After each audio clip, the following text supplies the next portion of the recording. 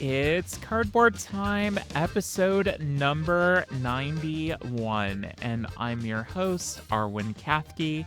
On today's episode, we have reviews of Dungeon Kart, Agueda, and Nature. So let's get right into things and let's talk about that shelf of aspiration. It is at 130. That is up by 2 since last time. Did have like a flood of games come in. Everything came in from crowdfunding. And with 4 games, first I wanted to talk about Forges of Ravenshire or Ravenshire. I'm not quite sure how to pronounce that right now, but that is the BA Games basically dice placement game. Looking forward to playing that. I did take a look at the solo rules very briefly, and it looks a little bit complicated. So, probably going to try that with somebody as opposed to trying to get that out solo, unless I get, some inspiration and decide that I want to dive right into that. But a week and a half out from Gen Con, I think I might hold off on that one. Speaking of dice, Cascadia Rolling Hills and Cascadia Rolling Rivers. Definitely looking forward to both of these roll and rights, and I think that they will fit perfectly on the side table once I figure out how to play them. I think that that's kind of a common theme is getting the how to play down, and once I figure that out, I will be good. And then finally, Nocturne also came in on the same fulfillment cycle through Kickstarter, and looking forward to playing that. The artwork on it is absolutely gorgeous, and really looking forward to getting those out to the table. I did get to play 2 games over the past couple of weeks. The first is Sanguo, the First Empire, and that will be on an upcoming episode. I have a lot of thoughts on that one. Really good solo mode, and once I figured out exactly how to navigate that, it was not bad whatsoever. Lot to talk about on this one, but good things. Definitely good things. And then secondly is The Finest Fish. I do want to talk about that also at some point. What a lovely little game that is. Just going and chilling and placing, little scales on your fish and trying to complete your fish and complete patterns and make big groups. Very satisfying. I would like to talk about that at some point, but that's not what we're going to talk about today. In addition, a couple of things for y'all. I was on the Board Game Hot Takes podcast, so a big thanks to Tim and Adam for having me on. They were wonderful. I had such a great time chatting with them. So you'll definitely want to check that out if you do want a little bit more content that I'm on. We were discussing why we buy games, and I think that was a very interesting discussion. It's something that we've talked about quite a bit on here with the shelf of shame first and then becoming the shelf of aspiration. That kind of discourse, we've kind of talked about that and updating why we buy games and being a little bit more conscientious of it. So definitely a conversation that y'all will want to check out. So go over to Board Game Hot Takes and give them a listen, and just do that anyways. They're fantastic people. I will also be at Gen Con. This will be a very, very busy few days for me. The best days to see me will be Thursday or Sunday. Thursday, I've kind of set aside to walk around and look at booths and see the lay of the land. Our friends Zoe and Lizzie are coming with us as well. So we're going to show them around and hopefully have a great time. I am getting in on Wednesday, but I do have business on Wednesday to attend to as well. And then we will be leaving on Sunday. Friday and Saturday are going to be a lot of meetings, and looking forward to working with a few people that I haven't worked with before. And of course, looking forward to seeing a whole bunch of friends I haven't seen in a while and that I've been missing quite a bit. So, no planned meetups, And, basically, if you want to see me, I'll be walking around. Please stop me, say hi, shoot me a message if you have a particular place that you're going to be. But I'm going to be busy, y'all. So if you can get a hold of me, just get a hold of me. Otherwise, I will connect with you somewhere else. But I hope to see y'all there. I hope that y'all that are going have a great time if I don't see you. If I do happen to miss you because you're not going to be there, don't worry. Get some games together and hang out with some friends if you don't want the FOMO. I think that's one of the best things I do when people are going to conventions and I'm feeling a little FOMO is I set something up and try not to miss out on stuff. So host your own little board game convention with your own friends and just have a great time doing it. So let's get into the review section. I do have 3 reviews for today, and I did want to start out with a game called Dungeon Kart. This was 30 to 60 minutes, designed by Michael Jureb and published by Brotherwise Games. Race your way to victory with Dungeon Kart, an all-new game set in the world of Boss Monster. Dungeon Kart transforms the multiplayer mayhem of kart racing into a turn-based tactical tabletop experience. Play as one of the baddest bosses around while using spells to disrupt other racers, grab coins, and power yourself up. With a lot of skill and a little luck, you can cross the finish line first and show your opponents who's boss. Unique dashboards allow players to rev up their engines and increase your speed. Be careful though, if you go too fast, then you will have more chances to run into hazards and obstacles that will cause you to crash or spin out.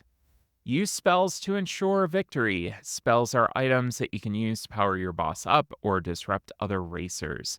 The power of spells depends on the place of your racer, so be sure to be careful as you move along the track since other players are trying to sabotage you. So this was a crowdfunded game. I was very excited when Brotherwise announced this, and I was kind of debating on whether or not I should go and crowdfund this. I do have a lot of racing games in my collection, but this did look like it was going to bring more of that Mario Kart-esque kind of feel to the table, and I was not disappointed with that. I think that that is probably the best way that I can put this. It's Mario Kart in a board game form with the boss monster characters. This was a relatively easy teach with a rule book that did handle the edge cases pretty well that we had come up. Each tile had their own little section, and you could reference exactly what it did. I did watch a video beforehand. I think that that is probably my preferred way of learning, but the rule book was actually quite handy as well. Very simple turn structure. The table really had a good idea about what was going on within 2 to 3 turns. You just basically went, you decided whether or not you wanted to shift up or down, and then you plotted out your moves. Basically, you could do certain moves once per turn and then others an unlimited amount of time, so you could just go straight forward an unlimited amount of times. You could drift. I think the drift was once per turn. You could turn 60 degrees once per turn. So it really did, provide a challenge to make sure that you weren't going too fast into corners or else you were going to run into some of those hazards and obstacles until you slowed down. And they had these really unique gear shifters in this game that showed the available action points that you had. So if you shifted up, you got more action points. If you shifted down, you got less. If you ran onto a certain type of terrain, then you would have to shift down and you would kind of be forced to shift down to that speed that matched that terrain. So you could actually use the terrain to your advantage and basically run into the terrain so that you would shift down for the next turn and then, not be so encumbered with a lot of action points that you would have to spend. And they were very, aesthetically pleasing as well. So I thought that those were very fun to play with. A lot of take that in this game, but it was in a very fun, cheeky way that didn't feel too terribly mean-spirited, so you could go and actually just have fun with your friends and not take it too personally, and I thought that that was fun. It was my kind of take that and, that negative player interaction, that's kind of what I like when I'm going to have that kinda game. There was a runaway leader issue in our game. I'm not unsure if it was more of a player skill issue or whether we were just having too much fun crashing into each other and causing each other to spin out in the back. We were all clustered around, and basically Jordan was just going and taking the lead, and none of us were really doing anything about that.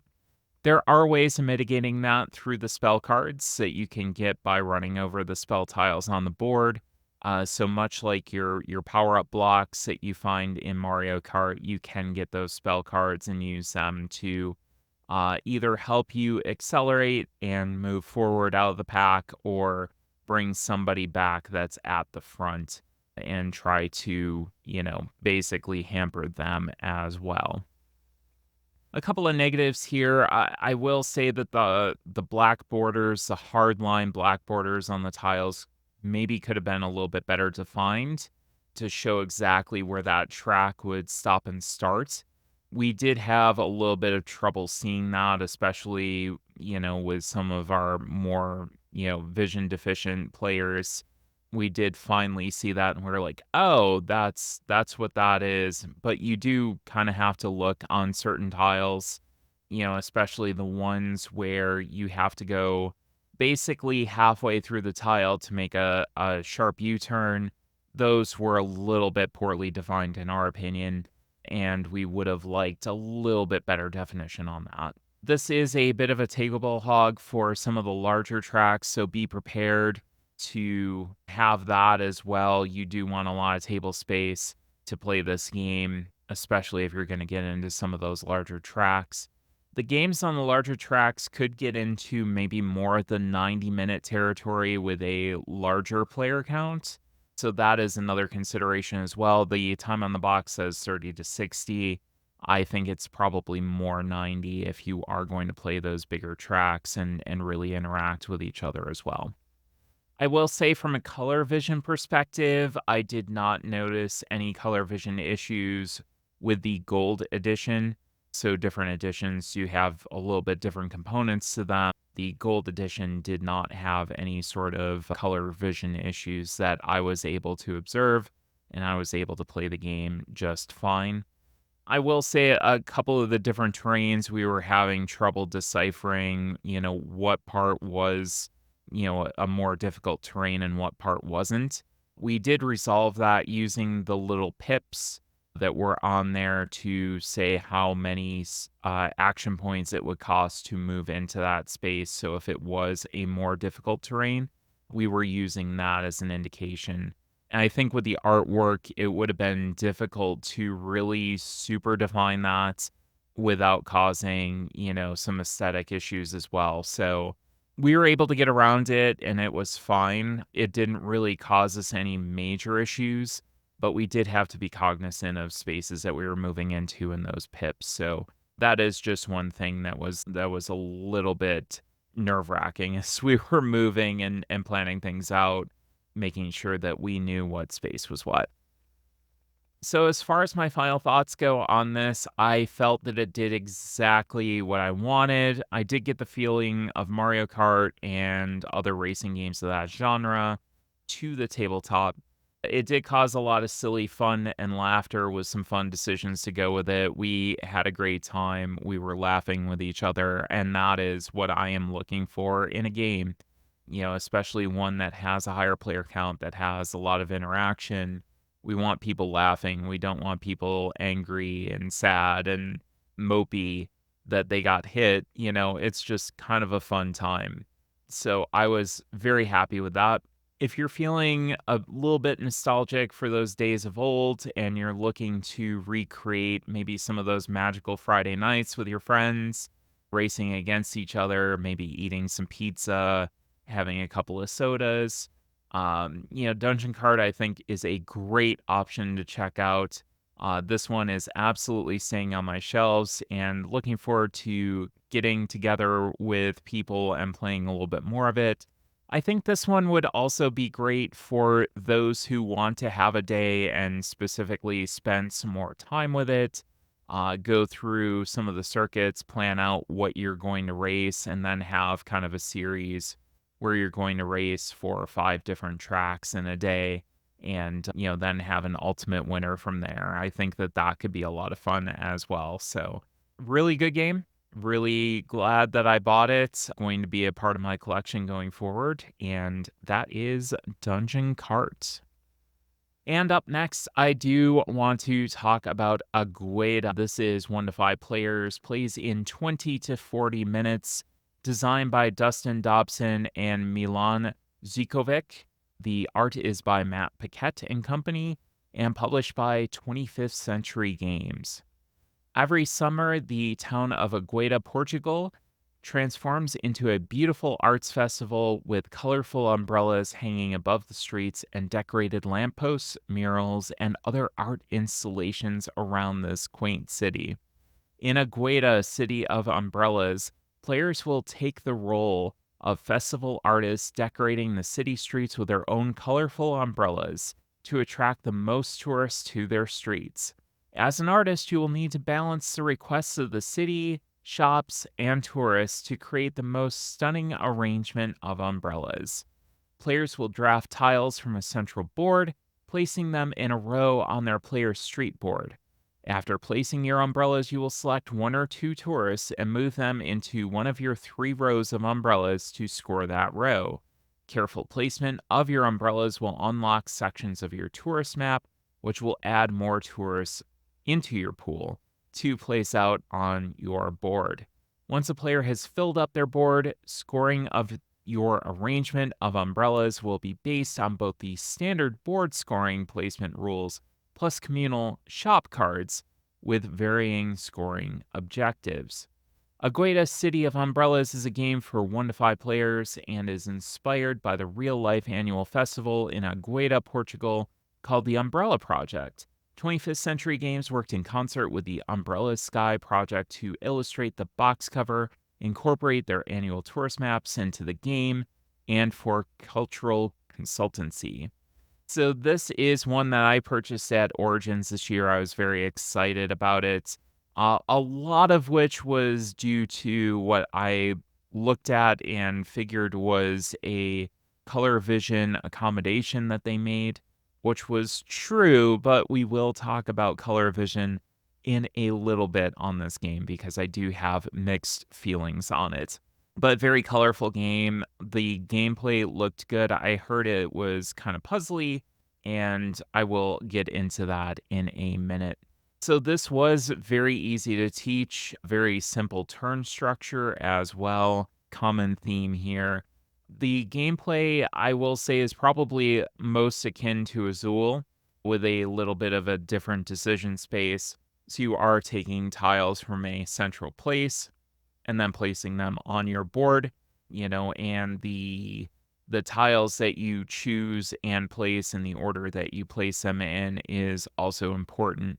So that's probably the best way that I can describe it, but it's definitely not quite Zool when it comes to gameplay.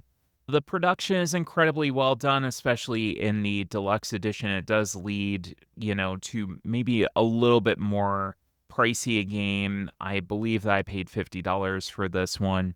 It does come with the metal coins and these nice little plastic umbrellas, a nice draw bag, so very visually chunky, and very visually satisfying tapestry at the end of the game because of those chunky pieces and those satisfying coins to play with. So if you do like a deluxe, production on your game, this is definitely one that is very well done. I'm interested to see what they do on the non-deluxe edition of the game, to see what they do with that. I think the umbrellas could probably be cardboard chits. The coins are definitely cardboard if you don't use the metal ones as well. The AI system was excellent. It provided a great opponent with a lot of frustration, but not overwhelmingly so. I felt that it was the right amount of frustration. The umbrellas that were being taken and cleared were directly getting in my way at times of things that I wanted to do. I had to make accommodations to make sure that the AI couldn't get too many of the umbrellas that would score it major points. So it was definitely a nice give and take, push and pull kind of mechanic that I thought was done very, very well. I will say a lot of the cards that provided variable scoring conditions feel incredibly similar. So, what does feel initially like a lot of variety is cut down significantly by the cards mostly kind of being differently colored, different colors basically triggering the same scoring conditions. So, the variety of scoring conditions wasn't as much as I initially thought it was. There's a decent amount, but I do feel like they do get a little bit samey after a few plays of this. I also love learning about the Umbrella Project. I thought that this was a good way to get people familiar with a concept that they might not otherwise be familiar with.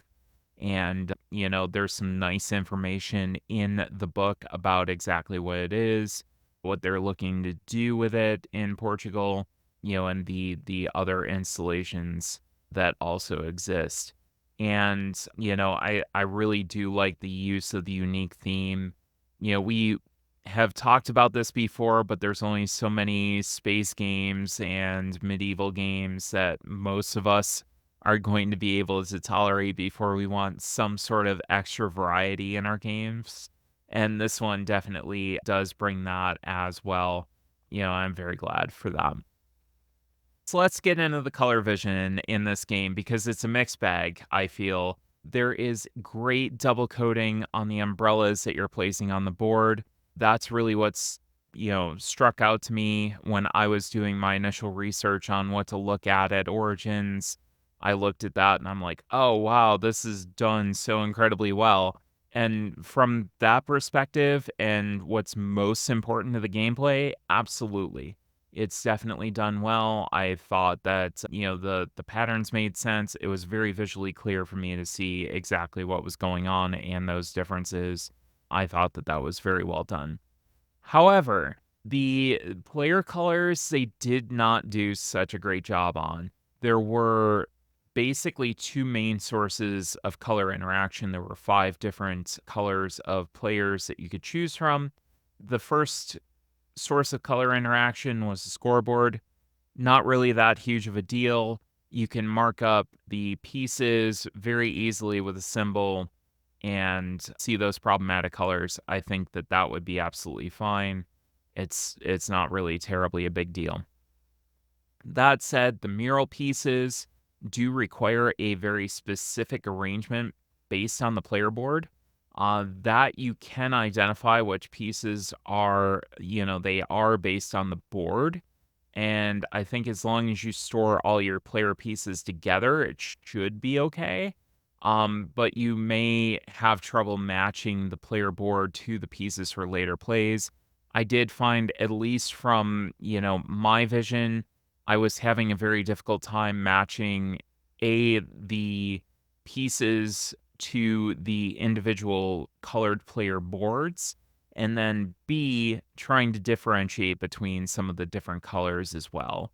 So I was very disappointed in that in consideration from the fact that this was really well done from a core gameplay perspective of making this color vision friendly. So definitely a mixed bag, but one that can be overcome if you do want to overcome it. So for my final thoughts on this, it's a very nice later intro into the Eurogame space. It was brought down a couple of notches due to the color vision issues I had on the player pieces.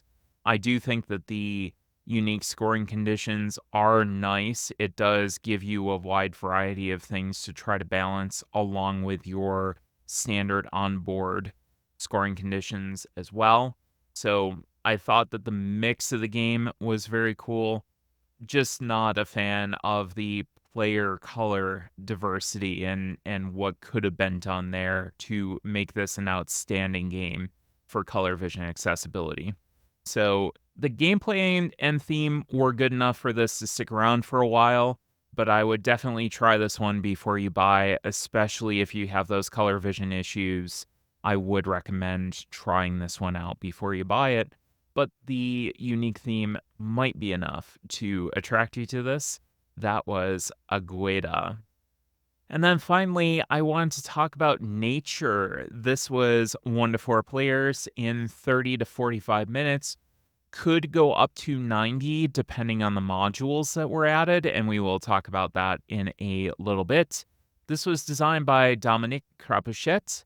The art is by Catherine Hamilton, and this was published by North Star Game Studio. Nature is a modular game system that allows you to build and explore a unique ecosystem each time you play. Experience a dynamic ecosystem where food is scarce and predators lurk. Adapt your species with traits like fast to evade predators, nesting to grow your population, or climbing to reach fruit high in the canopy. Welcome to the beauty of nature, where every game brings new worlds to explore. Nature is easy to get to the table. The modular system means nature can be tailored to any group. Do you want a more aggressive environment? Add the Jurassic module to assert your dominance with a huge apex predator. Do you want a less aggressive environment? Add the Flight module, where flight brings the freedom to evade predators and fly to a safe haven island to raise your brood. Are you introducing nature to casual gamers? Don't add any modules, and the game can be taught and played in less than an hour. Each module adds a layer of complexity and 15 to 30 minutes to the game time. At launch, the Nature game system will support 22 unique configurations of modules. North Star will support the Nature game system for the next decade with 1 to 2 modules a year. The Climate module and Disease module is slated for release in 2026. After the release of Climate and Disease, the Nature game system will have 71 unique configurations to explore. Each new module added to the system will generate an exponentially increasing number of combinations. So, this was a review copy thanks to North Star Games and Dominic. Really excited to try this one out. We did talk about this game on the podcast that Dominic was on, and I was really excited for it. I was really excited when I heard about it during my meeting with North Star a little while ago. I think it was at PAX Unplugged that I did meet with Ross at North Star, and really excited about this game. So the core of this game is really a streamlined, improved, in my opinion, version of Evolution. And I will be honest and say that I really didn't originally care for Evolution. It left my shelves due to how punishing it could be for players who were especially eaten by predators early. It almost felt unfair in a way to me, and it really wasn't my speed of game. For those of you who do listen on a regular basis, I'm not a huge fan of direct negative player interaction when it comes to that. And I, had these feelings kind of exacerbated by this game that was really, really punishing, especially to players who prefer to play, kind of a more passive play style and kind of stay in their own lane. So players now who have species eaten have their population and size added to their next species at the start of the next round. So each round you get a new species, and that size and population that was basically taken away is then given back. So really, in my opinion, I think this furthers the feel of the evolutionary cycle without feeling as punishing. So you have this new species that's coming into things, and they know what's gone on, and they're able to adapt to that. And they're saying, hey, there's a bunch of predators out here. We're going to, really beef up our size. And then the player's actions can help them build up a defense, or, however you want to handle that. I did feel that that was extremely well handled and really did like that as well. So Food is handled also in a little bit more random nature. It's based on a multiplier of the amount, of players and then a number of a card that's flipped. And so basically you flip a trait card, you multiply that by the number of players, and that's how many food tokens is added out for players to kind of fight over. The players can also save trait cards to add food to the system later. It does help add a little bit of mitigation if you do feel like there is going to be a little bit of low food. You can see that coming.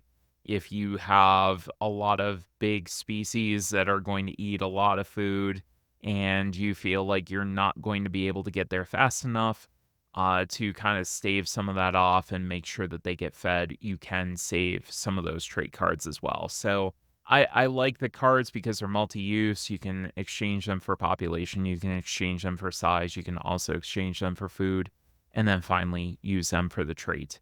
And then adding the predatory traits, you can just add it on as a trait. You don't have to search for it, you don't have to fish for it. So it does feel like you can get the things that you need more easily than you could in evolution. And I do feel like that was definitely more satisfying. And this really does address a lot of the concerns that I had with evolution. This was very smooth, easy to teach. It took me about 10 minutes reading directly from the rule book. I think I could probably get a teach down in about 7 minutes at this point. Some people who have played Evolution before might slip into some prior habits, so they're like looking at cards and they're figuring out what they can play for food and that kind of thing. And you have to get people out of that habit. But once you get through a couple of rounds, it's pretty much good to go, and pretty intuitive. The traits also provided some really good combo opportunities. I was able to find those maybe a little bit easier, to feed your different species. So if you fed, one species and the watering hole was empty, then you could go and, feed another species and kind of combo that up so you could plan your turn out really well. And I thought that that was satisfying because I love those combo opportunities.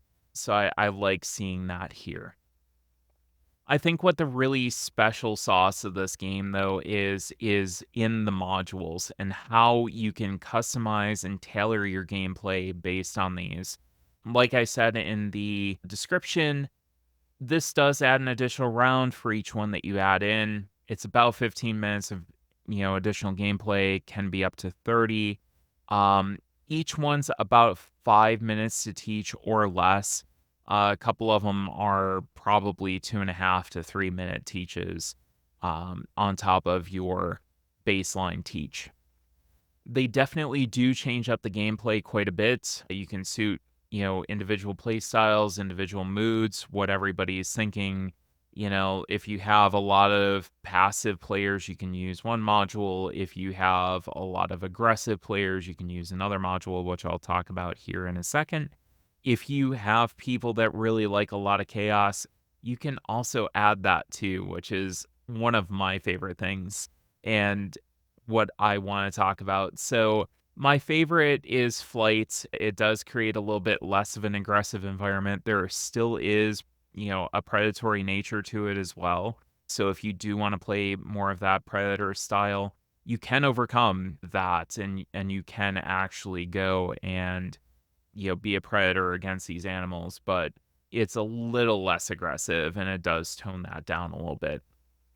It does make it easier to eat, it does make it easier to build defenses, but a smart player can figure a way around those defenses as well, which I think is also fascinating. It doesn't make it completely safe.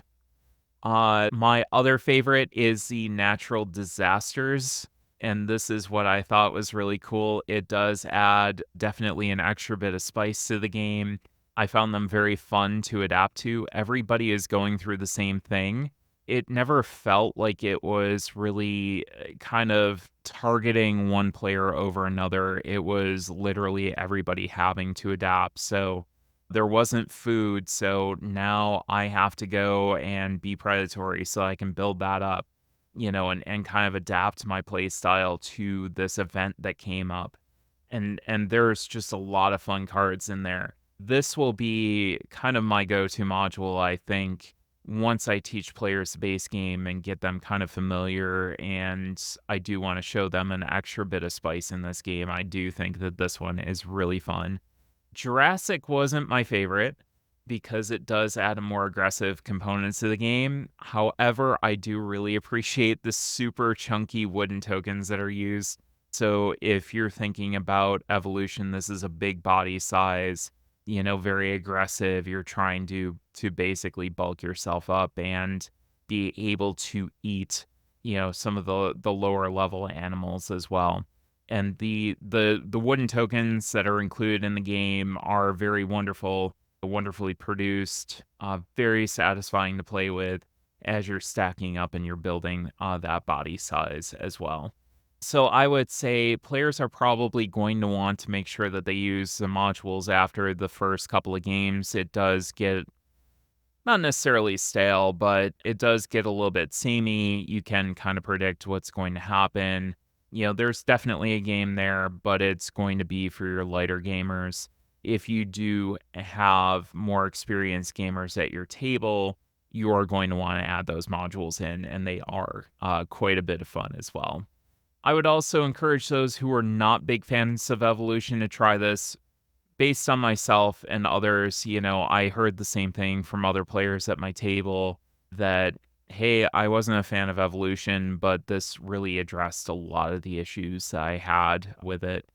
Specifically, Jordan, I know, was at the table and he wasn't terribly excited to play with me, but I needed to get this out to the table and I needed to review it and I needed plays in. And he said the same thing. He said, this is really a game that fixes a lot of the problems that you had with Evolution. So, from a color vision perspective, no issues. Everything is symbol based, so that was good as well. So, let's get in the final thoughts. I wanted this to be the game that was promised. I wasn't sure at first. I was like, well, it's Evolution, it's a base system, but this does sound really cool. And this really has far exceeded it. I think that this has been under development for a long time. It is definitely a system, so it's going to be more of an investment than your traditional game that you're going to pick up off of store shelves. The modules have expanded the game beyond anything that I ever envisioned Evolution could be. With it's adding content, but still controlling it and tailoring that experience as well that I really like. So you're able to add in and customize and create that experience that you're looking for very deliberately. I can't speak to the value proposition as it relates to the price point yet. I will say that I've seen a lot of value from the content in the box, but, again, without seeing a price point on the game, I'm not quite sure what kind of value proposition that adds. The game is coming to crowdfunding in quarter 3 of this year, so watch out for that if this does sound interesting to you, and I'm definitely going to keep my eye on it. It's a definite keeper for me. I'm looking forward to playing around with the different module configurations. I've only gotten through a few of them so far, changing them up, and maybe there's a configuration that I'll really like the Jurassic, module and add that in. But yeah, definitely a good solid game. Exceeded my expectations on improving Evolution to an experience that I really love, as a gamer that didn't really care for Evolution. So really well done to the North Star team and looking forward to these new modules that are also coming out, later next year. So that was nature. And I think that's going to do it for us today. If you do want to know more about Cardboard Time, you can visit the website, our Instagram, and not our Twitter anymore. Our Instagram is at cardboard_time. The blue sky is at cardboard time. I've really got to fix that script. The Discord is on the Tabletop Express server. What a wonderful community that we have over there. And I invite you to join and partake. That invite can either come through an email to cardboardtime@gmail.com or go to the website. There is a link there. And you can also use that email to email me for any questions, suggestions, or ideas for discussion topics. And as always, thanks again for listening, and we'll see you around the table in 2 weeks as I wrap up my Gen Con experience on another episode of Cardboard Time.